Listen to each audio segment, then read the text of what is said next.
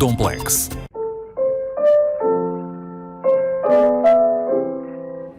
Funchal, Museu Henrique e Francisco Franco.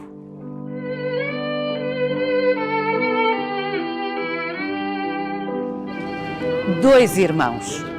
Um nasce em 1883, o outro em 1885. Henrique virá a ser pintor. Francisco, o mais novo, escultor. Entre 1910 e 1930, os irmãos Franco, madeirenses, talentosos, com formação em Paris, irão integrar o grupo dos pioneiros da arte modernista em Portugal.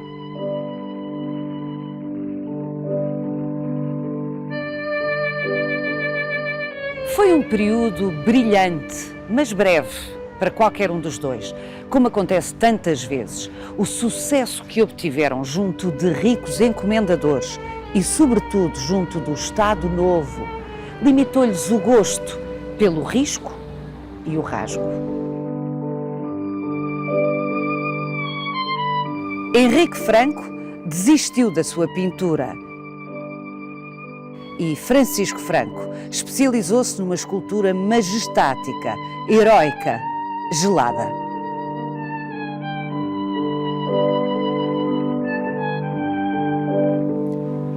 Felizmente, existe no Funchal este museu que conserva de ambos obras do fulgor da juventude. Vai querer saber mais? Venha connosco nesta visita guiada.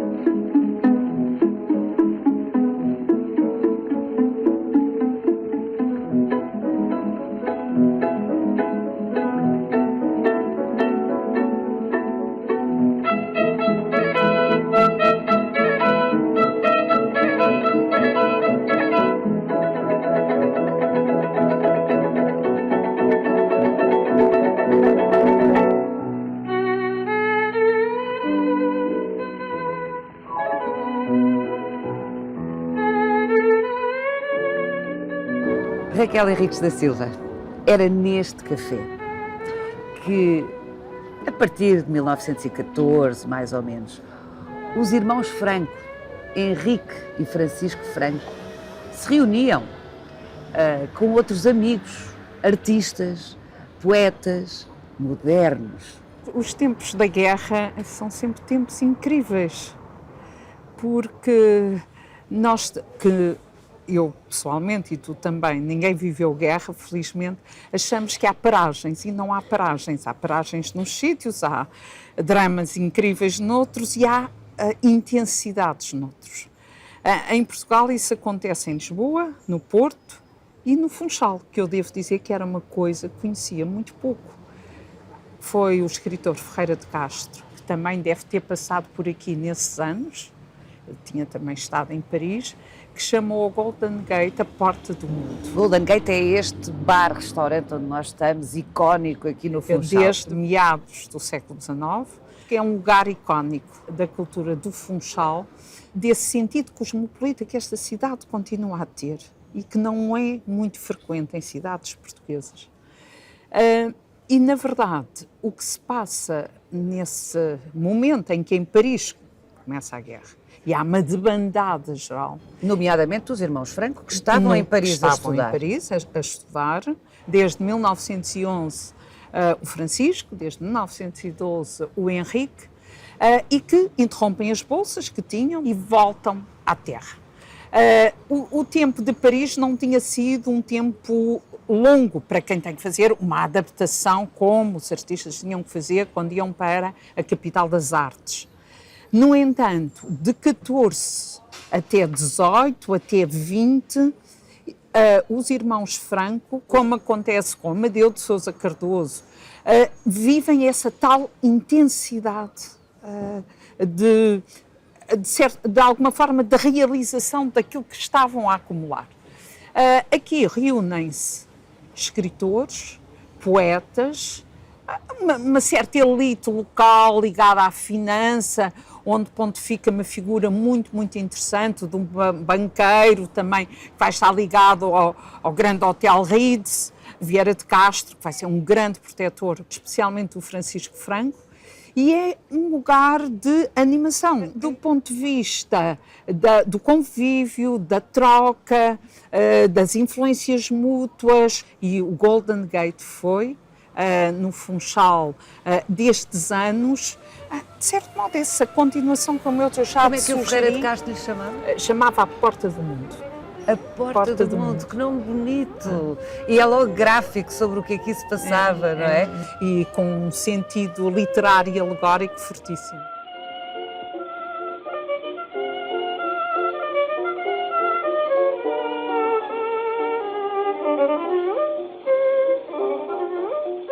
Henrique, o mais velho, 2 anos mais velho, e Francisco eram não só muito próximos sob o ponto de vista da idade, eram os 2 únicos rapazes de 6 filhos, não é? De uma família que não era propriamente das famílias tradicionais da Ilha da Madeira, com imenso dinheiro, que havia e há, com certeza, mas nessa altura ainda havia fortunas enormes aqui na Madeira. Não era o caso. Não, não era de forma nenhuma o caso. O pai deles é uma figura curiosa, que eu acho que merecia ser mais estudado. Não pertencia de forma nenhuma à meia elite, mas é aquela pequena burguesia que faz a força das cidades. Ele é marceneiro de formação, mas foi professor de artes e ofícios na escola industrial aqui do Funchal. E sem dúvida nenhuma, sobretudo o Francisco, o futuro escultor, aprendeu muito com o pai, porque ele chega à escola e progride muito depressa. E que curso exato foi? Os 2 irmãos vão para Lisboa. Eu creio que o Francisco vai um ano antes do Henrique, abre caminho, vai fazer o curso geral que é comum e depois especializar-se em escultura. O Henrique vai a seguir e será pintor. Ambos progridem bem. Em 1910, o Francisco já expõe naquelas exposições anuais dos alunos, com destaque. Em 1911 ganha a bolsa do Prémio Valmor, com a certeza de que irá para Paris no início, logo do ano seguinte. E o irmão Henrique vai fazer um percurso idêntico no campo da pintura. Temos os irmãos Franco, desde 11, o Francisco desde 12, o Henrique a viverem em Paris, onde há uma comunidade brilhantíssima de portugueses, que no campo das artes, só para falarmos no campo das artes, tem como figura maior o Amadeu de Sousa Cardoso, mas o Guilherme Santa Rita, com quem convivem permanentemente, pelo menos nos primeiros anos, apoiando-se bastante. Eu creio que um e outro desistiram depressa. O Francisco ainda tentou, mas grande parte deles desistia de entrar na École de Beaux-Arts. A École de Beaux-Arts exigia uma preparação hercúlea. E eles acabam por enverdar pelo percurso das academias livres, numa certa autoformação, também numa frequência imensa, como dirá alguém que virá a ser muito importante a analisar a obra futura do Francisco Franco, Diogo Macedo, também ele escultor, também ele em Paris a partir de 14, e ele diz que podiam ir ver os cubistas a um lado, os impressionistas a outro, os académicos a outro. Estavam expostos de facto a uma intensidade, para usar a expressão da Raquel, imensa no momento-chave da história da arte. Eram jovens e queriam naturalmente alinhar com os vanguardistas. Queriam alinhar com os vanguardistas numa perspectiva que nunca é de corte total. Na verdade, o corte total temo apenas com Amadeu de Sousa Cardoso na pintura. E eles vão circular entre as memórias dos grandes mestres, mas os grandes mestres, não os académicos. Por exemplo, Manet, no caso da pintura, o Manet e os impressionistas. No caso da escultura, Rodin continuava a ser a referência maior. Bourdelle há de ser por a quem ele mais olhou, Francisco Franco. É muito interessante o percurso rapidíssimo que eles fazem, que me faz sempre considerar que eles diziam muito mal da escola de Lisboa, os de Lisboa e os do Porto, que a escola era fraquíssima, que não aprendiam nada. Tinham que aprender alguma coisa. Tinham que aprender alguma coisa, porque eles progridem tão depressa. E hão de regressar a Paris, um e outro, mais o Francisco, daí para a frente, depois do fim da guerra, por períodos, e regressam e vão durante uns anos. O facto é que entre 1914, para pormos aqui uma baliza temporal, e 1930, literalmente 1930, esta praça que temos aqui atrás não era coroada por João Gonçalves de Arco, ou seja, Francisco e Henrique Franco encontravam-se aqui com os seus amigos sem estarem sob o olhar seríssimo deste povoador da Madeira, que é uma peça de Francisco Franco, o escultor. Quando o Francisco regressa, tem aqui uma série de encomendas, logo a partir de 1914, e o tema do Zarco começa a tomar conta dele. Estamos a aproximar da celebração do centenário da chegada à ilha, não é? E a ideia de celebrar através da figura do Zarco está no ar. Estamos na Primeira República, mas a Primeira República não é menos comemorativa do que foi o Estado Novo, não tem tempo para isso. E o tema do Zarco começa a ocupá-lo. E o Francisco Franco é um homem de uma extraordinária idoneidade a trabalhar. O conjunto de estudos, as variantes, são pelo menos 5 estádios bastante diferentes uns dos outros, que o levam a uma depuração absoluta, a um sentido arquitetónico que ele trabalha na parte final já com o arquiteto Cristino da Silva, outro modernista, mas no campo da arquitetura, o homem que faz o Capitólio no Parque Mayer, em Lisboa, e que será o autor do plinto aqui do João Gonçalves de Arco. E a peça é uma peça que acaba por ser uma espécie de ícone, uma espécie de símbolo de tudo quando se vai fazer na escultura pública em Portugal, no Estado Novo por nascer, pelo menos até ao meio do século XX. Ela é copiada e é apropriada, aliás, por ele próprio, quer dizer, vai acontecer ao Francisco Franco aquilo que é o pior que pode acontecer a um artista. Podemos avançar, é que ele fica o autor do Zarco. E o Zarco é uma referência para toda a gente e para ele também.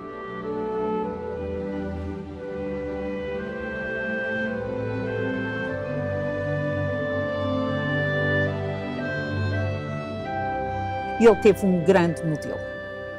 E o modelo dele é aquilo que, desde o final do século XIX, mas só vulgarizado a partir da República, são os painéis de Nuno Gonçalves. A descoberta dos painéis de Nuno Gonçalves no final do século XIX, numa arrecadação de São Vicente de Fora, em Lisboa, e aquela era estas gerações de conquistadores, de colonizadores, são os homens do Infante, são os homens de Dom Duarte ou Dom Afonso V, onde o Zarco talvez estivesse. Exatamente. E, portanto, ele não tem nenhum retrato do Zarco para se inspirar. Estamos a falar do século XV. Há alguns retratos, mas dele não há. E, portanto, são estes rostos que caracterizam, que por eles indicam a dureza, a determinação, a força e o triunfo, porque apesar de tudo são triunfadores. E são os valores antinaturalistas, bem expressos na rigidez do talhe. São os valores arquitetónicos mais do que escultóricos no sentido da modulação. Sim. E são a geometria absoluta desta peça e a sua aridez decorativa que marcam essa modernidade. Uma modernidade que, evidentemente, 20 anos depois, 30 anos depois, estará a ser posta em causa, mas que mas que Foi na modernidade. Europa foi modernidade, e não só em Portugal, foi moderna contra os naturalistas.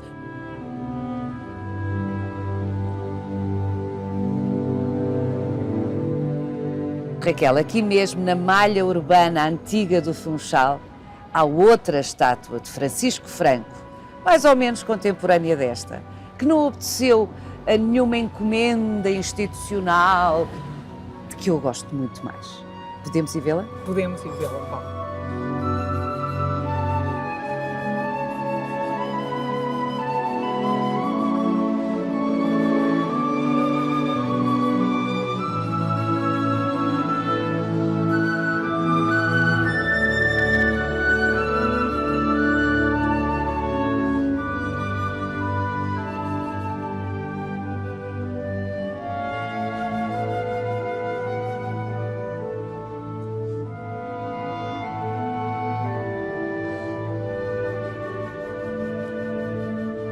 Raquel, esta obra do Francisco Franco, aqui no Funchal, esta é a minha favorita. Olha, Paula, eu só posso dar-te razão. O Semeador. Vamos tentar perceber porquê. São dois programas. O Semeador. Chama-se O Semeador. E é de 23. Portanto, poucos anos antes do Gonçalves 1923. Arcos. Sim, sendo que quando faz O Semeador, ele já está a preparar a versão grande em corpo inteiro do Gonçalves Arcos. São anos fulgurantes. A gente nunca sabe como é que a criação acontece. Ele regressa depois da guerra a Paris, 1919, creio eu, e entre 1919 e 1925, na opinião de muita gente, ele faz as suas obras mais inovadoras, dá vontade de dizer. E se o Zarco não tivesse tido o sucesso que teve? Ele continuava, investia mais nesta Talvez. corrente, nesta linha. Aqui, de facto, aquela dupla que o influencia profundamente, o Rodin, do ponto de vista expressivo, mas o Bourdelle, de um ponto de vista mais construtivo, estão completamente presentes. O tema não é um tema tão raro assim, porque mesmo na escultura naturalista do final do século XIX era muito frequente representar-se os trabalhos anónimos. Há aqui uma espécie de homenagem ao seu mecenas, ao mecenas da Madeira, ao mecenas que lhe dera trabalho.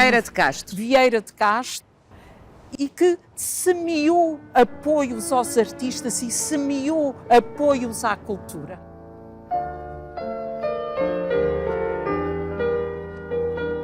Diria o Francisco Franco que o semeador é uma figura universal, é uma figura que tem a sua sacola e não tem pátria. Raquel, vamos até ao Museu Henrique e Francisco Franco, ver mais peças notáveis de Francisco Franco e conhecer finalmente o trabalho de Henrique Franco, o pintor, o irmão pintor, de que ainda praticamente não falamos.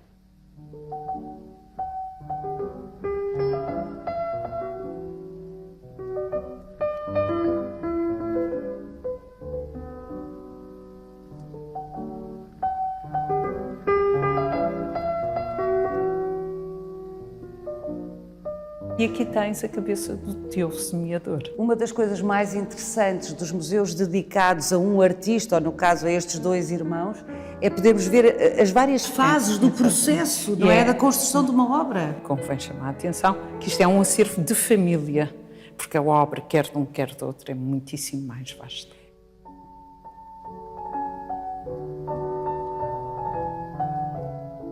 Que ainda antes de Paris, Francisco Franco, numa fase ainda de formação na escola, produz estas duas cabeças que são notáveis. Dessa formação que a gente não sabe muito bem, obtida com o pai. Depois já dos anos 20, os anos fantásticos, uma peça no Museu do Chiado, um menino mais velho, que é o Gil, e prova que este homem, olha que nunca teve filhos, nem casou, o Francisco, deve ter tido companhias, mas não casou, gostava de crianças.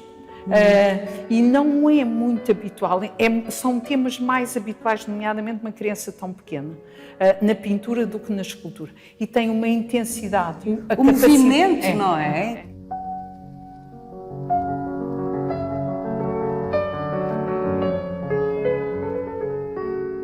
outra das peças de que gosto muito também está no Museu de Arte Contemporânea, em Lisboa, no chamado Museu do Chiado, que é o busto do Manuel Jardim. O Manuel Jardim é um artista extraordinário, morreu muito novo. Estive em Paris exatamente na mesma altura, um homem de Coimbra, já está relativamente estudado. Ele próprio, na sua figura, era uma figura um pouco excêntrica, não é? Muito magro, e ele capta nesse busto, efetivamente... Ele, Francisco Franco. Quando o retrata, capta um pouco a estranheza da figura e dá-lhe uma intensidade incrível.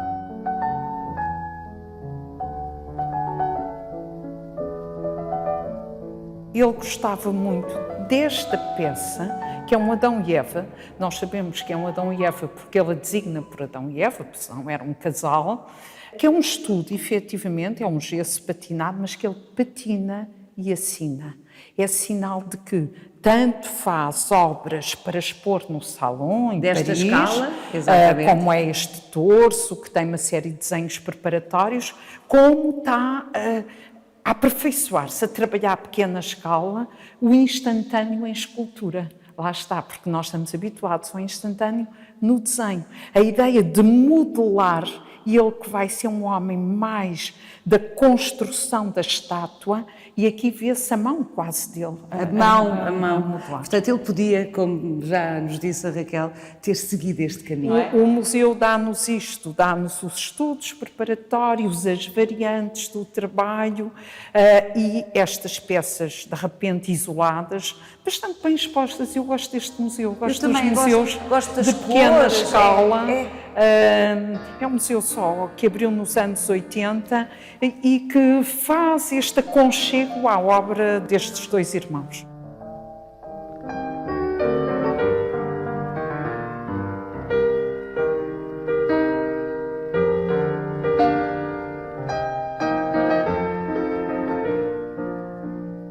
Há muita ideia, Paula, de que o Francisco Franco, quando começa a ser o estatuário do regime, deixa de fazer obras interessantes. Eu vou-te mostrar uma para ver se te convenço.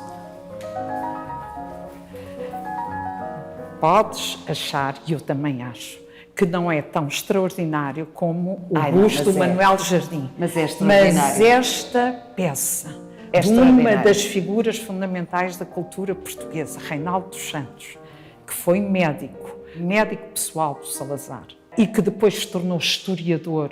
Ele retrata, tu repara, há aqui alguma coisa de irónico que eu acho que há, não é? Uma inteligência um bocadinho esfriada. É um maravilhoso busto, muito diferente do busto do Salazar.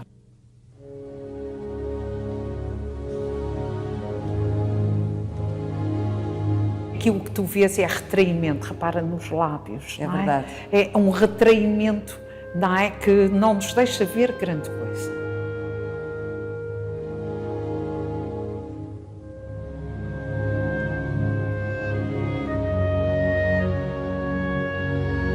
Raquel, já está na altura de nos determos com atenção também na obra do Henrique Franco, irmão pintor, o mais velho.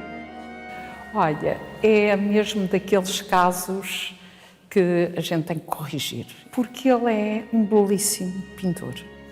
E o nome quase que não existe, porque ele tem, na verdade, como pintor, uma carreira bastante curta, pintor de cavalete.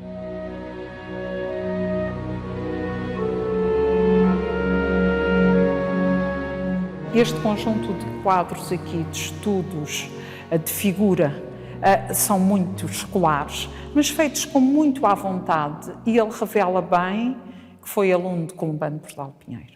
Também de Veloso Salgado, na minha opinião, nomeadamente estes retratos de ar livre, lembram-me imenso Veloso Salgado.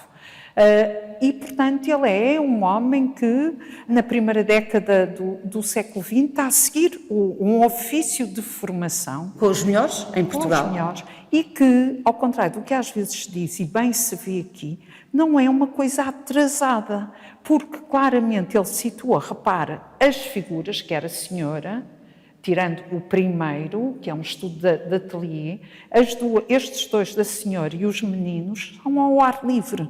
Portanto, a questão fundamental, que é a herança do impressionismo, que é a incidência da luz na figura e a forma como a luz natural entra na própria figura, ele trabalha maravilhosamente. E, portanto, está perfeitamente alinhado com o seu tempo. E por isso ganha a bolsa do Legado Valmor, Prémio Valmor chamado, e vai para Paris também. Ele vai para Paris no ano a seguir ao irmão, 1912, mas vai de mérito próprio. E é importante dizer, Raquel, depois, claro, tem que vir em 1914, com a emergência da Primeira Guerra Mundial, já falámos sobre isso, mas ele acaba por fazer em Paris, faz muita coisa, mas expõe muitas vezes, como o irmão, mas ele acaba por fazer em Paris um belo óleo, que chamou bastante a atenção. Depois do banho parece a figura do fundo de Eugénie sur l'Herbe, que foi um quadro escandalosíssimo na década de 60, de 1860, quando foi exposto, claramente o Henrique é esse quadro, é essa referência. Tem em mente quando faz o depois do banho, exame final da formação que fez em Paris. Ele assumiu isso na própria legenda ou marcação do historial.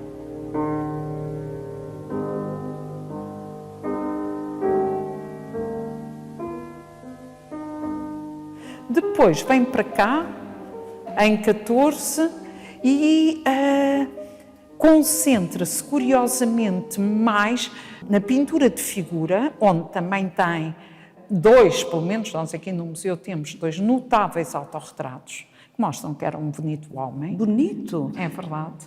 Mas o Francisco também era um homem interessante.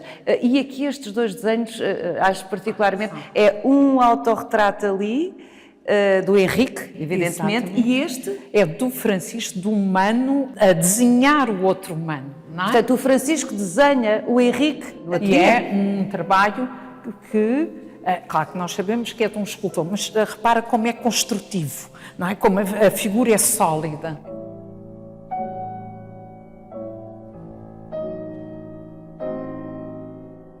Quando vem na altura da guerra, olha, ele faz exercícios sobre exercícios e as irmãs permitem vários exercícios. Uns são melhores, outros são piores. Esta Senhora da Rosa foi exposta em Paris e é um trabalho muitíssimo bom. Também já com certo ar arte nova, não é? No traje, na figura. Este é o grande protetor deles, que os ajuda a sobreviver nos anos mais difíceis. Mas este retrato não é brilhante, não, Raquel, pois não? Não, nada brilhante. Ou seja, não está ao nível dos outros. Não. E o que sustenta, de alguma forma, esta tese de que, perante a autoridade, ou alguém que eles veneravam, ou uma encomenda de alguém muito importante, eles baixavam o gosto pelo risco e o rasgo. Porque não está ao nível do que eles pintavam com as irmãs, não é? Nem com certeza da riqueza desta personalidade, repara. Não é um retrato muito convencional, a figura parece nem o pintor estar à vontade, nem o modelo estar à vontade. Há aqui qualquer coisa que não passou que os constrange, não é? Ao contrário deste núcleo muitíssimo interessante e que eu acho que deve ser valorizado, de exercícios de paisagem.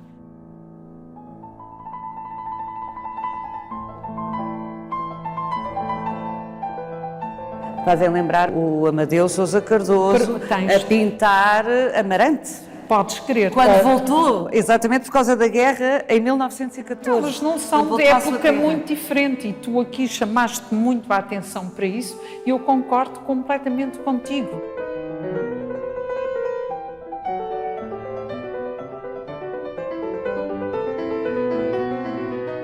Estes pintores modernistas, mas que não levam a modernidade a nenhum corte radical, têm um ídolo que se chama Paul Cézanne.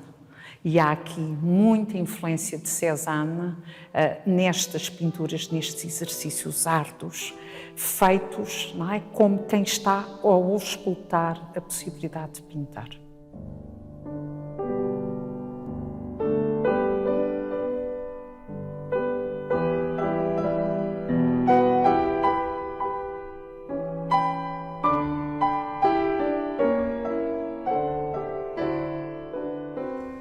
Este, Raquel, é um dos meus quadros favoritos do Henrique Franco.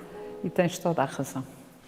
Aquilo que eu te dizia há pouco da influência de Paul Cézanne aqui é total. A ligação da figura sentada, mas que é um sentado um bocadinho atirado para nós, não é? A cadeira que se vê um bocadinho. E esta suspensão da figura, a posição das mãos, não encaixam, tocam-se apenas. É um retrato muito subtil. Não podemos dizer, creio eu, que é uma mulher bonita, nem feia. Mas é enigmática, é forte, não é? É uma presença fortíssima. É uma presença, e deve ser essa força que emana desta figura, e que evidentemente o Henrique Franco soube retratar, deve tê-los impressionado, porque o Francisco faz vários desenhos da prima, é uma prima deles. É uma prima deles.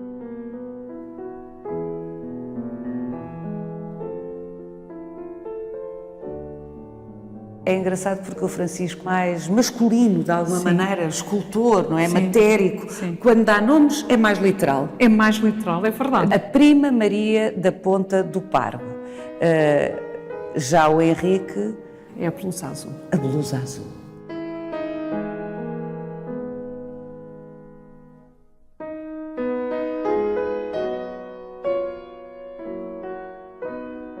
Claramente quadros de quem viu Gauguin ou... Eu creio, e tu também concordas, que o Douanier Rousseau é uma presença, um Henri Rousseau, Douanier, o alfandegário, um pintor de domingo, que no início do século Picasso descobriu, entre aspas, e que era um homem sem formação escolar, portanto é um pintor autodidata, com lados de falta de conhecimento das normas escolares, e que o Picasso lhe dá um destaque enorme. Sem dúvida que eles viram, por exemplo, o Amadeu de Sousa Cardoso, sabemos nós que no espólio dele havia um catálogo da exposição que ele viu em Paris logo em 1906 ou 7 do Douanier Rousseau, quem sabe se estes também não o tinham, porque este menino da galinha e esta menina, sobretudo o tratamento da paisagem, que é um tratamento muito exuberante, mas ao mesmo tempo descritivo, quer dizer, aquilo que encontrávamos ali nas outras obras dele, nomeadamente nos retratos dos meninos ou no exterior, em que ele cria uma nuance à maneira do mestre, como o Bano Bordal Pinheiro, entre a figura e o fundo, aqui é diferente, há um limite das figuras. Ele rodeia, põe as linhas na paisagem, aquilo que o Cézanne dizia, que não há linhas na paisagem. É um processo da modernidade, de pôr em causa as formas de trabalhar. Raquel, foi uma pena o Henrique ter deixado de pintar. Se o Francisco, já vimos isso, no fundo abandonou a escala mais pequena, mais intimista, mais intensa, e enverdou pela estatuária de grande dimensão, monumental, excelente, mas, enfim, celebratória, não é? O Henrique desistiu da pintura. Desistiu da pintura, para mim, é uma história para vasculhar um bocado. Ele faz, nos anos 30, um concurso para a Escola de Belas Artes de Lisboa. Para ser professor. Ganha ao Abel Manta, um amigo dele. E o que é facto é que o assumir as funções docentes o afasta da pintura de cavalete, como tu estavas a dizer. Bem, mas ele investe, aliás, já vinha de trás, porque ele já tinha tido uma encomenda, logo que veio de Paris a primeira vez, para o Hotel Rides, aqui na Madeira, para fazer uns frisos em fresco, e o facto é que ele investe. Ele continua com a pintura a fresco, que é curioso, que é uma paixão que ele desenvolve, não sei se em comum, ou pelo menos ao mesmo tempo, com o Dórdio Gomes, que também é uma figura que os acompanha. O Dórdio Gomes, professor também de pintura na Escola de Belas Artes do Porto, também se dedica muito à pintura a fresco. É um saudosismo muito grande, porque de facto a pintura a fresco está a viver os seus últimos tempos. Nesta opção por pintura a fresco, há mais uma vez o acompanhar o irmão. Já não é com o mesmo esplendor, concordo contigo, nem acho que as pinturas mesmo a fresco sejam tão boas, embora sejam tecnicamente impecáveis. Nós vemos na Igreja de Fátima, em Lisboa, na Avenida de Berna, um projeto Pardal Monteiro, onde o Francisco Franco faz o apostolado do exterior em escultura e o Henrique Franco faz a Via Sacra. Depois faz também pintura a fresco para a Casa da Moeda, que é uma grande encomenda modernista do Jorge Segurado, e faz outras. Mas eu vou dizer, Raquel, estas é que me deixam a nostalgia de eu ter abandonado a pintura. Olha, mas quem sabe, Paula, se conseguirmos aqui com este museu tão simpático, que a pintura do Henrique Franco seja estudado, senão vamos descobrir que afinal ele se calhar não a abandonou completamente. Secretamente continuava a pintar, ou pelo menos não expunha qualquer coisa que... É um desejo que eu formulo.